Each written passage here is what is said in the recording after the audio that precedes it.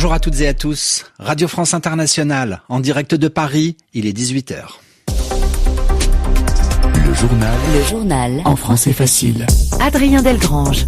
Nous sommes le vendredi 5 juin. Soyez les bienvenus dans cette édition du journal en français facile. Voici les titres.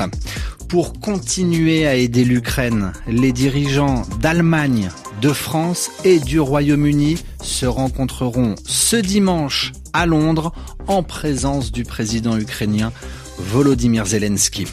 Sur le continent africain, pour lutter contre Ebola, l'OMS et l'Agence de santé africaine mettent la main à la poche. 518 millions de dollars débloqués pour des soins, de la prévention ou encore de la surveillance.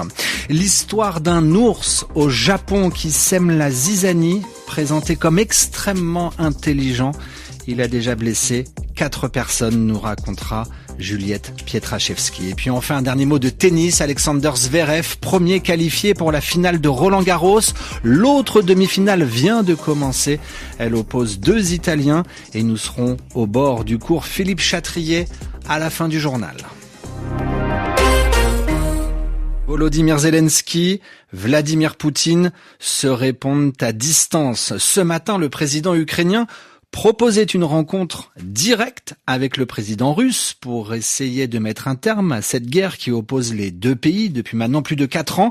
Ce soir, le président russe lui répond. Vladimir Poutine affirme que la guerre en Ukraine prendra fin seulement lorsque la Russie aura atteint tous ses objectifs. Pendant ce temps-là, vue d'Europe, nous avons appris que les dirigeants d'Allemagne, de France et du Royaume-Uni allaient se rencontrer ce week-end à Londres en présence du président ukrainien avec un objectif, comme l'a indiqué Emmanuel Macron, la poursuite du soutien à l'Ukraine. Mon souhait, c'est plutôt de regarder l'avenir et de dire comment on arrive à réorganiser un dialogue pour construire le cessez-le-feu et la paix. Et je pense que c'est l'intérêt de l'Ukraine et de la Russie. Et comment on arrive à trouver les solutions sur tous les sujets contentieux et comment on rebâtit aussi une paix pour notre Europe dans la durée. Et c'est ça notre devoir collectif. Et je pense que c'est le moment, compte tenu de l'évolution de la situation. Tous ceux qui nous disaient il y a 6 mois que l'Ukraine allait s'effondrer, que l'Ukraine n'allait pas passer l'hiver, qu'il fallait se presser d'accepter l'inacceptable, les Ukrainiens, avec force, courage, leur ont encore une fois donné tort. Maintenant, c'est à nous de savoir aussi bâtir une paix durable. Le président français aujourd'hui en déplacement au Monténégro. Israël continue de mener de nouveaux bombardements aériens au Liban. L'armée israélienne a ordonné aujourd'hui aux habitants d'une dizaine de villages du sud du Liban de quitter les lieux le plus rapidement possible avant les bombardements. Par ailleurs, sur le plan des négociations, le Premier ministre libanais prend ses distances avec l'Iran. Nawaf Salam dit à Téhéran d'arrêter d'utiliser son pays comme moyen de pression dans les discussions avec les États-Unis pour mettre fin à la guerre au Moyen-Orient. Nous avons appris il y a quelques instants que la justice française décide d'ouvrir une enquête pour torture et crimes de guerre. Enquête du parquet national antiterroriste pour comprendre pourquoi et comment les autorités israéliennes ont infligé de mauvais traitements à des Français qui étaient à bord de bateaux en direction de Gaza. Cette flottille dite de Gaza, composée d'une 50aine de bateaux, avait quitté la Turquie au mois de mai à destination de la bande de Gaza avant d'être interceptée très violemment par l'armée israélienne. Israël avait alors annoncé l'arrestation de 430 militants, dont 37 Français qui ont tous été expulsés. Le journal en français facile. L'épidémie d'Ebola. L'OMS et l'Agence de santé africaine ont décidé de s'unir pour tenter de lutter contre cette maladie mortelle. Les 2 organisations ont annoncé aujourd'hui à Genève un plan de 518 millions de dollars jusqu'à novembre pour tenter de maîtriser ce qu'on appelle la propagation de cette maladie.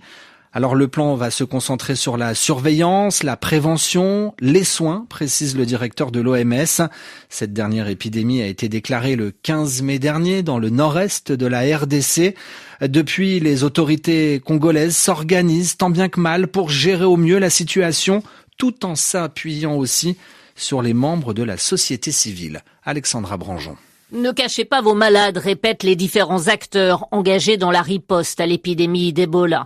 À Mongwalu, lorsque les décès ont commencé à se multiplier, explique Jonathan Imbalapay, président de la société civile, certains ont cru à une maladie mystique. Il y a en effet une mauvaise compréhension de la maladie, acquiesce Marthe Deve, agent de santé communautaire. Elle s'inquiète du nombre de malades qui sont soignés à domicile. Les gens ne comprennent pas et ont du mal à aller à l'hôpital. Par peur, quand ils sont malades, ils préfèrent faire l'automédication. C'est comme ça que vous verrez que le nombre de morts augmente parce qu'ils arrivent toujours tard à l'hôpital. Des messages de sensibilisation en langue locale sont diffusés au sein des communautés, explique Patrick Mouyaya, ministre congolais de l'information. Il faut changer la perception et la compréhension de cette épidémie, ajoute-t-il. Lorsque vous avez un cas de malade autour de vous, ne les cachez pas, appelez les centres hospitaliers et nous avons un numéro de téléphone gratuit 151 qui permet à tous ceux qui ont des cas de ces références. S'il n'y a pas une meilleure implication de la communauté, on aura du mal à combattre totalement. Un système d'alerte a également été mis en place, des numéros de téléphone pour alerter en cas de décès et éviter toute nouvelle contamination. Alexandra Branjon, 18h06 à Paris. Venons-en à cette traque, cette recherche au Japon quelque peu étonnante qui se déroule en ce moment. Vous allez nous en parler, Juliette Pietraszewski, bonjour. Bonjour. Les autorités nippones sont à la recherche d'un ours présenté comme très intelligent.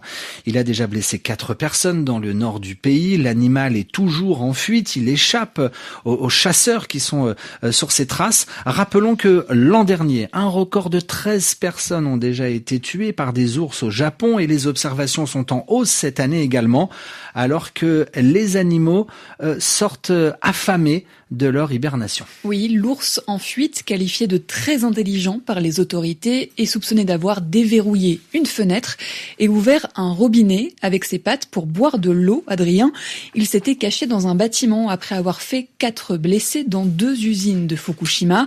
Chasseurs, police et pompiers sont donc toujours à ses trousses, à sa recherche. Un incident de plus au Japon où les observations d'ours proches des habitations, des écoles et semant la panique dans des supermarchés se multiplient. En un an, entre avril 2025 et mars 2026, plus de 50 000 observations d'ours ont été recensées. L'animal est de plus en plus proche des zones habitées par l'homme et les scientifiques l'expliquent par le changement climatique. Des ressources plus rares dans leur environnement modifient leurs habitudes de chasse. Les ours, Juliette, qui s'éloignent donc de plus en plus des montagnes. Les spécialistes parlent même d'une nouvelle génération d'ours urbains, car ils n'ont plus peur des humains. À cela s'ajoute une hibernation de plus en plus tardive. L'hibernation, c'est la période où l'animal est dans un sommeil profond. Pourquoi l'hibernation est de plus en plus tardive ? Eh bien parce que les hivers sont plus doux en termes de température, ce qui augmente là encore les probabilités de rencontres et d'incidents avec les humains. Merci Juliette. Juliette Pietraszewski dans votre journal en français facile. Au Népal, il se remet peu à peu d'une mésaventure. L'homme de 57 ans qui a survécu 6 jours seul sur les pentes de l'Everest poursuit son lent rétablissement à l'heure actuelle dans un hôpital de Katmandou. Sa famille demande une enquête pour comprendre les raisons de cette mésaventure. On referme ce journal en parlant de tennis. Nous filons à Roland-Garros, rejoindre Eric Mamrut. On s'approche du dénouement du tournoi. Chez les hommes, on connaît déjà un premier qualifié pour la finale, Eric. Oui, il s'agit d'Alexander Zverev, l'Allemand numéro 3 mondial, seul membre du top 10, toujours en lice dans le tournoi après les éliminations successives des grands favoris du tournoi. Il a posé son rang, son expérience, son niveau de jeu cet après-midi en demi-finale face au jeune Jakub Mensik, qui disputait sa toute première demi-finale dans un tournoi du Grand Chelem. Jan Mensik s'est montré trop irrégulier, un petit peu fatigué, émoussé face à un Zverev beaucoup plus tranchant qui s'impose 7-5, 6-2, 3-6, 6-3. Alexander Zverev qui se qualifie pour la 2e fois pour la finale ici à Roland-Garros. Ce sera dimanche face à un Italien, soit Flavio Cobolli, soit Matteo Arnaldi, qui s'affronteront tout à l'heure lors de la 2e demi-finale. Merci Eric, ainsi se referme ce journal en français facile où que vous soyez sur la planète. Merci de l'avoir écouté.